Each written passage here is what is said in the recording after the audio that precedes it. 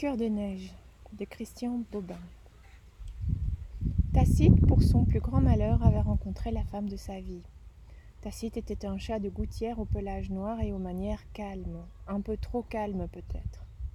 La femme de sa vie s'appelait Brûle. C'était une chatte angora qui, à l'époque de leur mariage, suivait des études d'architecture et depuis s'était installée à son compte dans un commerce de lingerie fine. Brûle était fraîche comme le vent du printemps, douce comme la nuit d'été.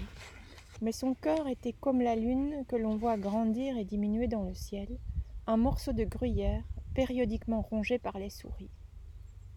Le cœur de Brûle était fantasque. Comme la lune, il avait sa face aveugle. Tantôt ouvert, tantôt fermé, Tacite naviguait sur ce cœur comme un marin perdu sur la haute mer, regardant avec angoisse les vagues immenses qui pouvaient, d'une seconde à l'autre, l'engloutir. Il s'était renseigné Tacite. Il avait regardé autour de lui. Il comprit bien vite que ce qu'il vivait de si extraordinaire n'était rien d'autre que cette vie que l'on appelle vie conjugale. Curieux mélange de solitude et de confort, tantôt les anges avec leurs flûtes, tantôt les diables avec leurs pétards, tantôt la lumière, tantôt l'ombre et même plus souvent l'ombre que la lumière. Cela allait si loin que souvent, alors que Tacite lisait son journal dans la salle à manger, Brûle, en sortant de cette pièce, éteignait la lumière comme s'il n'y avait jamais eu qu'elle seule dans la maison. Cela n'en finira jamais, soupirait Tacite, lissant ses moustaches dans le noir et retrouvant un souvenir particulièrement sombre de son enfance. Ses parents étaient des gens modestes.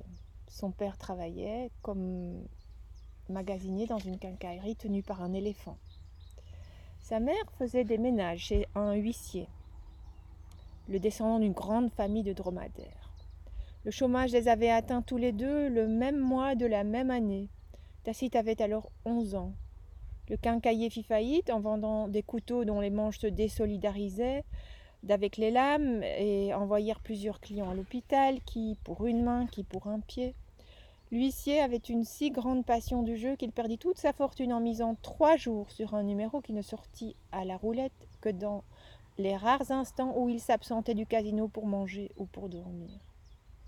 Il ne lui resta plus qu'à envoyer à lui-même une lettre recommandée, entrer dans sa maison suivi d'un serrurier et d'un commissaire de police, faire une liste de ses biens et organiser une vente aux enchères pour rembourser ses dettes, mettant un point d'honneur à exercer une dernière fois son travail d'huissier et assistant désolé au départ de ses meubles et de sa collection de tabatières anglaises. Il dut renvoyer sa femme de ménage. Il n'y a guère besoin de mettre de l'ordre dans une maison vide. Et le quincailler, en larmes, ferma le rideau de fer rouillé de sa boutique. Les parents se retrouvaient sans emploi. C'était une époque où cela semble incroyable aujourd'hui. L'argent était le seul signe incontesté de vie. Ceux qui n'avaient pas d'argent étaient donc considérés comme morts et traités comme tels. Un mort, comme chacun sait, cela n'a pas besoin de se divertir, de se nourrir et encore moins de s'éclairer.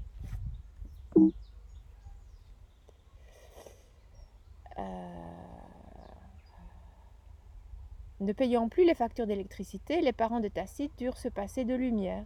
Tacite, qui était en 6e, s'installa pour faire ses devoirs dans la cage d'escalier de son immeuble, appuyant régulièrement sur la minuterie et écrivant entre 2 interruptions de la lumière. Il passa ainsi l'année entière. Travail honnête mais manque de soin. Certaines phrases s'achèvent sans ponctuation et parfois même au milieu d'un mot. Soignez votre écriture. Soignez votre écriture. Cette phrase rouge sang en marge de ses bulletins, Tacite l'a lue des dizaines de fois, jusqu'à ce qu'un travail trouvé par la mère ramène la lumière et un faible sourire aux lèvres du père à la maison.